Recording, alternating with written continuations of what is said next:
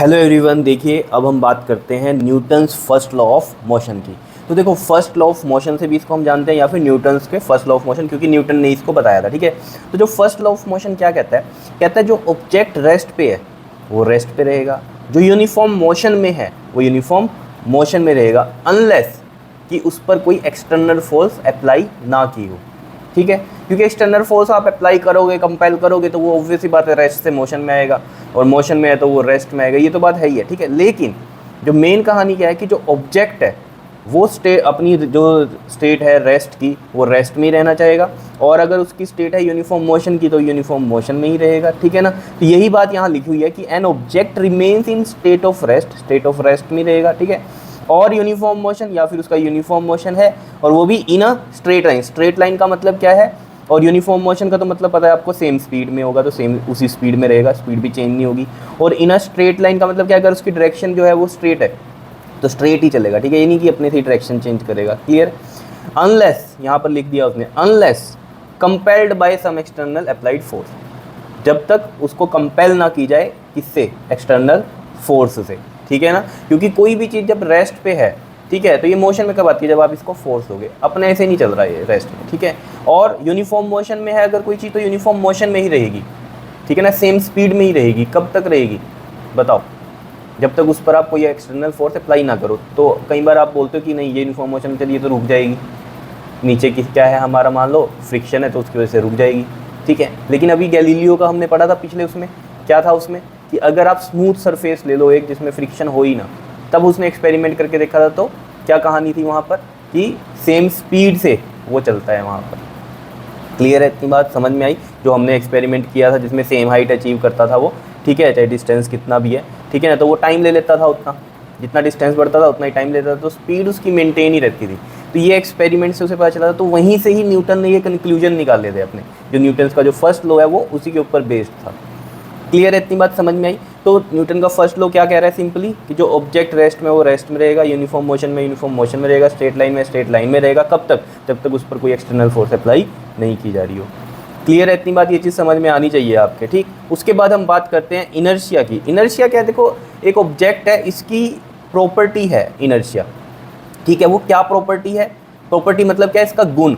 गुण क्या है कि अगर ये रेस्ट में है तो ये रेस्ट में रह रहा है, मतलब अपने खुद से अपनी जो स्टेट है रेस्ट की उसको चेंज नहीं कर सकता, खुद से मोशन में नहीं आ सकता। ठीक है, या यूनिफॉर्म मोशन में है तो खुद से रेस्ट पे नहीं आ सकता।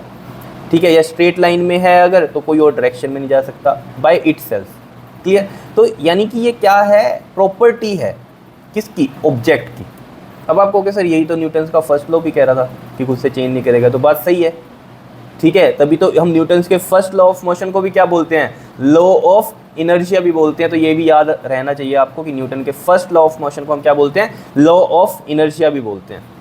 क्लियर है, तो यही लिख रखा है, the property of an object that it can not change its state of rest or uniform motion along a straight line by itself. ठीक है, खुद से वो चेंज नहीं करता अपनी स्टेट ऑफ रेस्ट या यूनिफॉर्म मोशन को, या फिर वो स्ट्रेट लाइन में है तो स्ट्रेट लाइन में भी जो है वो चेंज नहीं कर सकता अपनी कोई और डायरेक्शन।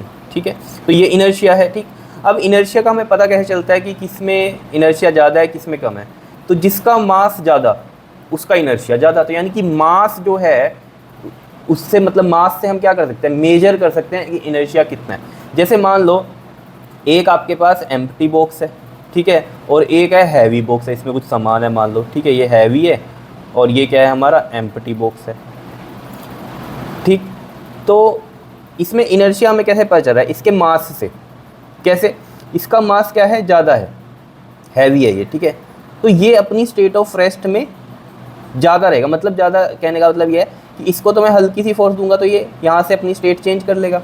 लेकिन अगर हम इसको भी उतनी ही फोर्स दें, जैसे मान लो जितनी मैंने इसको छोटी सी फोर्स दी, ठीक, इसमें तो ये आगे मूव कर गया, लेकिन इसको इतनी फोर्स दी तो ये मूव नहीं किया।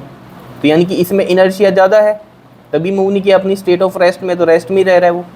क्लियर है, इतनी बात। तो यानी कि मास पे डिपेंड करता है। ऐसे ही मान लो मोशन का हम एग्जांपल लें। ठीक है, जैसे कोई जैसे मान लो ये पेन चल रहा है। ठीक है, ये पेन चल रहा है 10 मीटर पर सेकंड से, ऐसे समझो। ठीक है, स्पीड से चल रहा है तो इसको हम रोक देंगे आराम से क्योंकि हल्का है ये।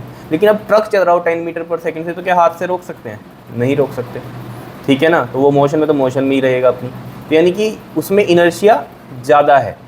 ठीक है, इतनी बात। अभी हम पढ़ेंगे इसमें टाइप्स हैं, रेस्ट का इनर्शिया है या मोशन का इनर्शिया या डायरेक्शन वाला इनर्शिया है। ठीक है, क्लियर। तो अभी इतनी बात पता चली आपको कि मास क्या है of an object is a measure of its inertia. Inertia हमें कैसे पता चलता है? उसके मास से। ठीक है ना, मास ज़्यादा तो वो अपनी प्रॉपर्टी को पकड़ के रखेगा कि रेस्ट में तो मैं रेस्ट में ही रहूँगा, मोशन में हो तो मैं मोशन में ही रहूँगा, जिस स्पीड में चल रहा हूँ उसी स्पीड में रहूँगा। ठीक है, जिस डायरेक्शन में चल रहा हूँ उसी डायरेक्शन में रहूँगा। वो किस पे डिपेंड कर रहा है? मास पे डिपेंड कर रहा है उसके। हल्की कोई चीज़ होगी तो वो हल्की फोर्स से ही हो जाएगा, अपना स्टेट चेंज कर लेगा, तो उसमें इनर्शिया कम है, अपनी प्रॉपर्टी को वो कम पकड़ के रखा हुआ है ना, अपने गुण को। ठीक है, और जितना वो हैवी होगा वो अपने गुण को ज़्यादा पकड़ के रखा हुआ है। ठीक है, जैसे एक बच्चे में क्या गुण है कि उसने पढ़ना ही पढ़ना है 4 घंटे। ठीक है, ठीक है, और एक में क्या है कि अगर उसे गेम्स वगैरह किसी ने दिखा दी तो वो फट से चेंज कर लेगा अपनी कहानी। ठीक है, मतलब पढ़ेगा नहीं वो। तो मतलब क्या है, उसकी जो गुण है, जो बच्चा पढ़ रहा है 4 घंटे से पढ़ना ही पढ़ना है, उसमें उसकी प्रॉपर्टी है ना वो पढ़ने की, वो ज़्यादा है। और एक में पढ़ने की प्रॉपर्टी कम है कि उसे बस कुछ दिखाया खेल कूद का और वो चला गया खेलने कूदने, पढ़ ही नहीं रहा है वो। तो ऐसे ही इसकी प्रॉपर्टी है ऑब्जेक्ट की। ठीक है ना, जिसका मास ज़्यादा होगा उसमें वो इनर्शिया ज़्यादा होगा। जैसे जिसमें ज़्यादा लगन होगी पढ़ने की वही तो पढ़ पाएगा, जिसमें लगन नहीं होगी वो नहीं पढ़ पाएगा। तो यहाँ पर क्या है कि जिसमें मास ज़्यादा होगा उसका ज़्यादा इनर्शिया होगा। क्लियर है? तभी लिखा हुआ है कि heavier object has larger inertia than a lighter object. Clear है इतनी बात? ठीक है, तो हैवी ऑब्जेक्ट का मास ज़्यादा है, इसका मतलब है ना, तो यानी कि उसमें इनर्शिया ज़्यादा होगा। जैसे हमने यहाँ पर एग्जांपल ले लिया कि it is easier to pull a toy car. एक टॉय कार है, खिलौना कार है, उसको खींचना आसान है rather than the original car. ये तो सही बात है, ओरिजिनल कार होगी उसको तो मेहनत करनी पड़ेगी ना, उसमें ज़्यादा फोर्स लगानी पड़ेगी उसकी स्टेट ऑफ जो भी रेस्ट की है उसको चेंज करने के लिए, और टॉय कार को ज़्यादा आपको मेहनत करनी नहीं पड़ेगी। समझ रहे हो इतनी बात? तो यानी कि इनर्शिया क्या है? अपनी प्रॉपर्टी को जो पकड़ के रख रहा है। ठीक है ना, हम जो ज़्यादा कम की बात कर रहे हैं कि जो ज़्यादा पकड़ के रखा हुआ है अपनी प्रॉपर्टी को, उसका इनर्शिया ज़्यादा, तो वो मास पे डिपेंड कर रहा है उसके। क्लियर है? जैसे अब हम बात करते हैं टाइप्स ऑफ इनर्शिया की, तो देखो टाइप्स ऑफ इनर्शिया में हमारा आता है इनर्शिया ऑफ रेस्ट। ठीक है, अब यहाँ से आपको ज़्यादा क्लियर होगी बातें। इनर्शिया ऑफ रेस्ट का मतलब क्या है? हमें ये तो पता चल गई कि वो अपनी स्टेट ऑफ रेस्ट में ही रहना चाहेगा। ठीक है, इनर्शिया ऑफ रेस्ट यहाँ पर कहानी क्या कहता है कि the property of an object to oppose any change in state of rest by itself. अब ये आपको महसूस भी होगा कि हाँ ये तो अपोज करता ही। देखो जब हम कह रहे हैं कि भाई इसकी प्रॉपर्टी अगर ये रेस्ट में रहना चाह रहा है तो रेस्ट में रहेगा। ठीक है, तो अब आप उसको अगर चेंज करोगे तो उसको अपोज करेगा ना, या नहीं करेगा? ठीक है, जितनी उसमें क्षमता होगी उतना तो अपोज करेगा ही। आप अगर उससे और ज़बरदस्ती करवाओगे कि अगर कोई चीज़ रेस्ट में वो मोशन में जाए तो आपको और फोर्स लगानी पड़ेगी। ठीक है, लेकिन वो अपोज तो करता है, वो आपको महसूस भी होता है। देखो अब यहाँ से पता चलेगा आपको। देखो जैसे फर्स्ट एग्जांपल है हमारे पास क्या, कि व्हेन अ बस स्टार्ट सडनली फ्रॉम रेस्ट। कोई बस है जब स्टार्ट करती है रेस्ट से तो क्या होता है, जो पैसेंजर्स होते हैं वो फॉल करते हैं बैकवर्ड। भाई जैसे आप बस में बैठे हुए हो या गाड़ी में बैठे हुए हो अपनी कार में, अभी रुकी हुई है कार, जैसे ही सडनली वो चलती है एकदम से, तो आपका जो अपर वाला पार्ट है वो कहाँ जाता है? बैकवर्ड जाता है। आपका जैसे हेड हो गया, आपका ये जो आपका चेस्ट वाला पार्ट हो गया, ये सब कहाँ जाता है? बैकवर्ड जाता है। क्यों गया बैकवर्ड? क्योंकि आप रेस्ट में हो, गाड़ी भी रेस्ट में है। ठीक है, अब जो कार है या बस है उसने मोशन पकड़ा, मोशन हुआ।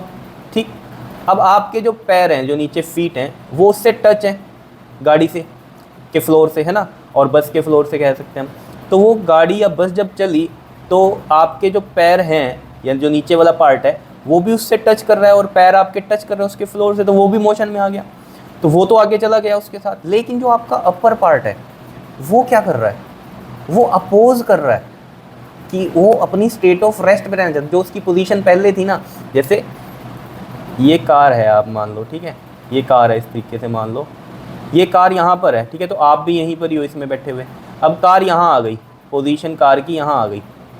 ठीक, इस तरीके से समझो, कार की पोजीशन ये आ गई। तो जब गाड़ी चली तब आपकी भी पोजीशन यहीं थी, जब गाड़ी यहाँ पर थी।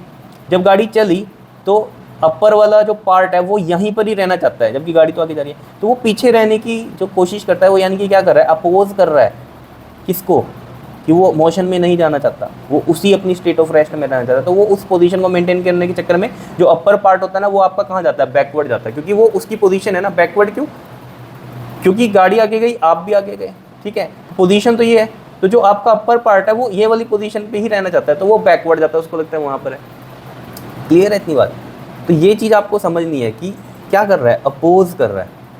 ठीक है ना, तो यही कहानी यहाँ पर है आप इसके रीज़न भी लिख सकते हो, ठीक है। जैसे पेपर में आपके पास आएगा ये एग्जांपल जैसे यहाँ पर दिया, ठीक है, इसमें लिख देगा वाई, ठीक है। तो आप क्या लिखोगे, due to the inertia of rest, फिर आप एक्सप्लेन करोगे कि क्या होता है। फीट हमारे फ्लोर के साथ लगे होते हैं बस के या कार के, वो मोशन में आती है तो नीचे वाला पार्ट भी मोशन में जाता है, लेकिन जो ऊपर वाला पार्ट है वो रेस्ट में रहना चाहता है और अपनी वही पोजीशन मेंटेन करना चाहता है जो रेस्ट पे थी, ठीक है। तो वो उस चक्कर में क्या करता है, फिर बैकवर्ड जाती है हमारी अपर पार्ट, ठीक है। बी पार्ट में देखो क्या कहता है, when the branch of a tree is shaken vigorously. Vigorously क्या होता है, जोर से। आपने एक ब्रांच ट्री की क्या की, जोर से ऐसे शेक कर दी, ठीक है। अब होगा क्या, जब आपने शेक कर दी, then some of the leaves fold down, जो उसकी कुछ पत्ते होंगे वो नीचे गिरेंगे। क्यों गिरते हैं, देखो आपने क्या किया, जो ब्रांच थी ट्री की उसको शेक किया, ठीक है, शेक किया। अब जब आप शेक कर रहे हो तो ये मोशन में आ गई, ठीक, ये तो मोशन में आ गई, लेकिन जो इसके ऊपर लीव्स लगी हुई हैं वो कहाँ रहना चाहती हैं, अपनी पोजीशन में। जैसे ये यहाँ एक लीव लगी हुई है, इसकी ये पोजीशन है। अब ये शेक करते हुए ये इधर आया, तो ये जो लीव है ना ये यहीं रहना चाहती है, उस चक्कर में वो टूट जाती है, क्योंकि इतनी भी मजबूती नहीं होती है ना। तो वो इतनी ज़रा सा भी हम शेक करते हैं तो वो टूट तो जाती है, ठीक है। तो वो लेकिन शेक करने पे क्यों रहे, क्योंकि वो अपनी इसी पोजीशन पे रहना चाहती है। जब आप शेक कर रहे हो तो ये तो इधर आ गया, लेकिन लीव यहीं रह गई, तो वो क्या होगी, यानी कि ब्रेक होगी वहाँ से, ठीक है। तो कुछ पत्ते झड़ते हैं, आपने देखा होगा, ठीक है, जिनमें मान लो बहुत ज़्यादा ज़ोर से करोगे तो फिर बहुत ज़्यादा पत्ते झड़ जाएंगे, ठीक है। मतलब वो डिपेंड करता है कि कितनी मजबूती के साथ जुड़े हुए हैं वो पत्ते उनके साथ, ब्रांच के साथ, ठीक है। तो ये सब इसमें आप रीज़न लिख सकते हो। When a carpet is beaten with a stick, एक कारपेट है, आपने देखा होगा अगर, तो जब उसको बीट करते हैं, ठीक है, कारपेट को स्टिक से, ठीक है, जैसे कारपेट है ये लगा हुआ एक, ये कारपेट है मान लो, इसको बीट कर रहे हैं, ठीक है। तो ये जब कारपेट को ऐसे ऐसे बीट कर रहे हैं हम, तो होगा क्या, देखो इसको जब बीट कर रहे हैं तो ये मोशन में आएगा, ठीक है, ये बीट कर रहे हैं, ये बैकवर्ड जाएगा ना ऐसे, और जो इसके डस्ट पार्टिकल्स हैं वो इसी पोजीशन पे रहना चाहेंगे। तो ये इसको स्टिक किया, ये पीछे गया, लेकिन डस्ट पार्टिकल यहीं रह गए तो वो निकल गए बाहर, ठीक है। तो ये तरीका होता है कारपेट में से डस्ट पार्टिकल्स को निकालने का। तो यही है ना, तो यानी कि वो क्यों नहीं गए, क्योंकि वो अपने स्टेट ऑफ रेस्ट में रहना चाहते हैं। उसने तो इसको बीट किया स्टिक ने, ये पीछे गया, लेकिन डस्ट पार्टिकल्स अपनी पोजीशन मेंटेन करना चाहते हैं तो वो वहीं रह गए, ठीक है ना। तो इस चक्कर में वो बाहर भी निकल गए एक तरह से, ठीक है, क्लियर है। नेक्स्ट देखो डी पार्ट क्या कहता है, a careless horse rider fall backward. देखो केयरलेस क्यों बोला यहाँ पर, कि हॉर्स राइडर है एक, ठीक है, fall backward when the horse suddenly starts running fast. समझ रहे हो मतलब क्या है इसका यहाँ पर। तो इसमें सेम कहानी होगी, ये बस वाली, जो हम बैठे हुए हैं बस में और वो सडनली स्टार्ट होती है तो हम पीछे जाते हैं, तो वही काम इसका हुआ। अब ये हॉर्स राइडर पकड़ के नहीं बैठा हुआ हॉर्स को, ठीक है, इसलिए केयरलेस बोल रहा है यहाँ पर। तो अब हॉर्स क्या किया है, चलना स्टार्ट हुआ फास्ट, तो वो क्या होगा, उसका जो उसकी लेग्स हैं या जो उसके पैर हैं वो तो जो होल्ड करने के होते हैं नीचे पैरों को, घोड़े पे जो लगे होते हैं उसके साथ अटैच हैं, ठीक है, तो वो भी उसके साथ मोशन में आ गए। लेकिन जो उसका अपर पार्ट है वो तो उसी पोजीशन में रहना चाहेगा, ठीक है ना। तो उस चक्कर में घोड़ा आगे गया, पैर भी आगे गए, और जो अपर पार्ट है वो पीछे रहना चाहता है, ठीक है, क्योंकि वो अपोज कर रहा है due to the inertia of rest. तो आप बैकवर्ड जाओगे, ठीक है। या फिर हम इस केयरलेस हॉर्स राइडर की बात कर रहे हैं, ठीक है, आप तो केयरलेस नहीं हो, है ना, आप तो पकड़ के बैठोगे घोड़े को, क्लियर। चलो जी, समझ में आया ये। आगे हम बात करते हैं इनर्शिया ऑफ मोशन की। तो इनर्शिया ऑफ मोशन में क्या है कि अब जो स्टेट ऑफ मोशन है जिसको हम बोलते हैं यहाँ पर यूनिफॉर्म मोशन है, वो सेम स्पीड में चल रहा है एक तरह से आप ये कह लो, ठीक है। तो यहाँ पर अपोज करेगा वो किसी भी चेंज का in it state of uniform motion bye itself, ठीक है ना, खुद से। जैसे यहाँ भी खुद से ही तो कर रहा था वो, अगर यहाँ स्टेट ऑफ रेस्ट में अपोज कर रहा है अपनी जो स्टेट ऑफ रेस्ट को चेंज होने में अपोज कर रहा है, ठीक है, तो वो खुद से तो कर रहा है। अब आप बैकवर्ड जा रहे हो, ठीक है, तो आपकी बॉडी खुद से तो कर रही है, कोई आके बैकवर्ड थोड़ी कर रहा है। तो यहाँ पर भी यही है चीज़, ठीक है। इसमें कहानी उल्टी हो जाएगी, जैसे मान लो जो बस थी या जो कार थी वो मूव हो रही है, ठीक है, चल रही है, चलते चलते मोशन में है ना, क्योंकि चलते चलते अब क्या हुआ है, सडनली ब्रेक अप्लाई हुई तो वो रुकेगी और स्पीड भी कम होगी। इस तरह से आप कह सकते हो भी ब्रेक अप्लाई हुई है तो स्पीड कम होगी, या ब्रेक इतनी तेज़ी से दबा दी कि वो रुक जाएगी, ठीक है। तो यानी कि उसकी स्पीड चेंज हो रही है, या फिर हम कहेंगे वो एकदम से रेस्ट पे आ गई। तो उस केस में हुआ क्या, देखो वही सेम कहानी है कि गाड़ी में या बस में आप बैठे हुए हो तो आपके पैर तो फ्लोर से लगे हुए हैं उसके, ठीक है, तो आप भी क्या करोगे, रेस्ट में आ जाओगे, मतलब आप रेस्ट में, मतलब आपके पैर भी रेस्ट में आएंगे क्योंकि वो गाड़ी भी रेस्ट में आ गई, ठीक है। लेकिन जो आपका अपर पार्ट है वो मोशन में ही रहना चाहेगा due to the inertia of motion. तो वो मोशन में ही रहना चाहता है, उसकी वजह से क्या हो रहा है बताओ, आप आगे की तरफ गिरोगे। अब यही तो होता है या नहीं, जब आप गाड़ी में बैठे हो या बस में बैठे हो, ठीक है, तो क्या होता है, बस चल रही है, एकदम सडनली ब्रेक अप्लाई होता है तो आप आगे की तरफ नहीं गिरते हो, तो आपका अपर पार्ट आगे की तरफ गिरता है ना, वो क्यों गिरता है? क्योंकि वो मोशन में जाना चाहता है, ठीक है ना। वो अपोज कर रहा है किसको? अपनी स्टेट ऑफ मोशन को चेंज होने में, ठीक है ना, क्योंकि स्टेट ऑफ मोशन में थी पूरा, ठीक है। अब वो क्या कर रहा है? आपने तो ब्रेक लगा दी, मतलब गाड़ी वाले ने तो ब्रेक लगा दिया, तो आपका अपर पार्ट तो नहीं मान रहा उस बात को, वो तो अपोज कर रहा है उस चीज़ को। वो क्या करेगा? मोशन में ही रहना चाहेगा। इस चक्कर में क्या करते हैं, आगे की तरफ बैकवर्ड होता है। अब आप कहोगे कि सर फिर मोशन में चलता ही क्यों नहीं है? ठीक है, अब आप खुद समझदार हो कि अपर पार्ट थोड़ी अलग होकर आगे चला जाएगा, ठीक है ना। ऑब्वियसली बात है, उस पर फोर्स लगेगी तभी तो वो रुका है, ठीक है। लेकिन आपको महसूस तो हो ही गया है ना कि आप आगे की तरफ गिर रहे हो। क्यों गिर रहे हो? क्योंकि आपका अपर पार्ट मोशन में ही जाना चाहता है, लेकिन वो तो फोर्स नीचे लग चुकी है अब, ठीक है ना। तो ऑब्वियसली बात है, हमारा अपर पार्ट नीचे वाले लोअर पार्ट से अटैच्ड है, ठीक है। तो लोअर पार्ट तो रुक ही गया रेस्ट में, क्योंकि उसके साथ अटैच्ड है फ्लोर के साथ में, ठीक है। क्लियर है? तो अपर पार्ट भी जब आगे की तरफ गिरा तो हमें समझ में आ गया कि हमारा अपर पार्ट मोशन में ही जाना चाहता है, यानी कि वो अपोज कर रहा था कि वो रेस्ट में नहीं आना चाहता। क्लियर है? इसीलिए ये चीज़ लिखी हुई है कि to oppose any change in its state of motion, ठीक है। अपोज करता है किसी भी चेंज में, अगर उसकी स्टेट ऑफ मोशन में, हम सिंपल सी बात करें, अगर वो मोशन में है तो मोशन में रहना चाहेगा, अपोज करेगा किसी भी चेंज को, तो वो अपोज ही तो कर रहा है, ठीक है ना। वो तो आगे की तरफ इसीलिए गया है क्योंकि वो अपोज कर रहा है, वो रेस्ट में रहना ही चाहता, ठीक है बात। वो तो मोशन में ही रहना चाहता है। तो ये है inertia of motion. Clear? B part की हम बात करते हैं, an athlete runs some distance before taking a jump. अब देखो इसमें बहुत चीज़ें क्लियर हो जाएंगी आपको। एथलीट है एक, ठीक है, उसने एक लॉन्ग जंप लेनी है, ठीक है। तो वो दूर से भागता हुआ आता है। क्यों आता है दूर से भागता हुआ? ताकि उसकी जो बॉडी है वो मोशन में रहे, ठीक है ना, और स्पीड अटेन कर ले। तो जिस स्पीड से वो भाग रहा है, जब वो जंप लेगा तो उसी लगभग उसी स्पीड से क्या होगा, वो जंप करते हुए भी आगे जाएगा, तो उसकी वजह से उसका डिस्टेंस ज़्यादा कवर होगा, ठीक है। लॉन्ग जंप ली जाएगी उसको। क्यों? क्योंकि उसका जो बॉडी है वो मोशन में थी, क्योंकि वो भागता हुआ आ रहा है, तो बॉडी मोशन में ही रहना चाहिए। जब वो जंप करेगा तब भी वो उसी मोशन में रहना चाहिए, तो उसकी वजह से वो लॉन्ग जंप ले पाता है, ठीक है।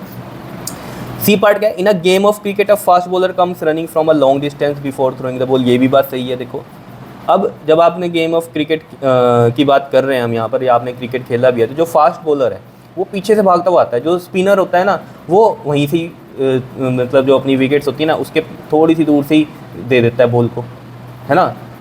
लेकिन जो फास्ट बॉलर है वो बहुत पीछे से आता है भागता हुआ। वो क्यों आता है? क्योंकि उसको अपनी बॉल को क्या देना है, वही स्पीड देनी है जिससे वो भाग रहा है, ठीक है। इतनी बात। तो वो भाग रहा है, आधी तो उससे हो गई स्पीड, उसमें आधा वो हाथ से देता है अपनी, जब उसको थ्रो करता है तो बहुत ज़्यादा स्पीड आ जाती है बॉल की, ठीक है ना। तो वो इसीलिए दे जाता है क्योंकि वो भाग रहा है तो बॉल भी उसके साथ ही मोशन में आ रही है, वो स्पीड अटेन कर ली बॉल ने भी, तो वो जब फेंकेगा तो वो और फास्ट हो जाएगी। समझ रहे हो इतनी बात या नहीं? क्योंकि वो अपने मोशन में ही रहना चाहती है, ठीक है ना। तो ये इनर्शिया ऑफ मोशन है। क्लियर है इतनी बात या नहीं? बताओ, ये चीज़ समझ में आ रही होगी आपके। आगे डी पार्ट में हम बात करते हैं। A luggage is usually tied with a rope on a roof of the bus. Bus के रूफ पे ऑब्वियस वाले जो लगेज होता है, या आपने देखा होगा जो बच्चों की वैन होती है स्कूल के बच्चों की, उसके ऊपर जो बैग रख देते हैं वो, ठीक है। तो अगर आपने देखा होगा बहुत तेज़ जो है बस चल रही है और आपने सामान ऊपर रखा हुआ है और वो टाइट नहीं है किससे, रोप से, तो जैसे ही बस रुकेगी ना तो आधा सामान तो आपका गिरा होगा, ठीक है। वही कहानी हो जाएगी जैसे इसमें कि इंसान अगर है, कोई ह्यूमन बॉडी है, तो उसके केस में तो उसका अपर पार्ट आगे की तरफ जाता है जब बस रुकती है, ठीक है। लेकिन वो भी बात है, आपका अपर पार्ट अटैच है आपके लोअर पार्ट से, तो वो भी रुक जाएगा, ठीक है। लेकिन जो बैग है, अब वो बैग तो आगे ही जाके गिरेगा ना, ठीक है। अब मान लो बस चल रही है, कहीं रुकी, पता चला ऊपर से बैग भी मोशन में था, ठीक है। जैसी रुकी, अब बैग तो किस में रहना चाहता है, मोशन में, तो उस चक्कर में वो आगे जाता है, वो गिरता है, ठीक है। आप फिर थोड़ा और आगे चले, जब देखा कि यार बैग तो है ही नहीं, वो तो गिर गया कहीं, जब बस रुकी होगी बीच में कहीं पर। क्लियर है? तो इसीलिए उनको रोप से बांधते हैं कि कोई सामान गिर ना जाए, ठीक है। वो इसीलिए ही है क्योंकि वो मोशन में होंगे जब बस चलेगी, ठीक है। तो मोशन में अगर होंगे तो जब बस रुकेगी तो वो तो मोशन में ही रहना चाहेंगे, उस चक्कर में वो आगे गिरेंगे, ठीक है ना बात। तो इसलिए अगर रोप से वो अटैच होंगे तो फिर वो गिरेंगे नहीं। क्लियर है इतनी बात?